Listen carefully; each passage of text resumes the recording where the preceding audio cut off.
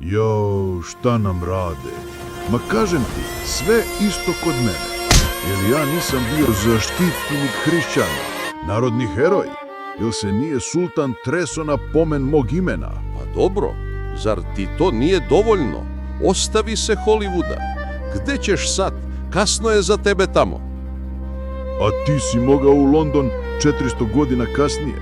A drugo je to.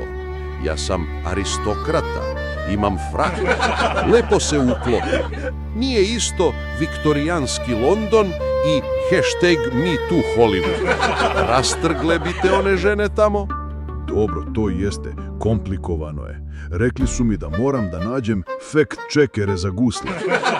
Čuti, ja da nisam iz Transilvanije, ne bi sad mogao tamo ništa da uradim.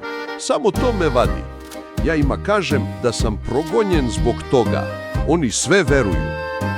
Ma dobro, kako bude. Ajde mi da popijemo po jednu. Ja ću rakiju. Šta ćeš ti? A ja ću vala jednu O negativnu. Čekaj, pa ja sam O negativna. Znam.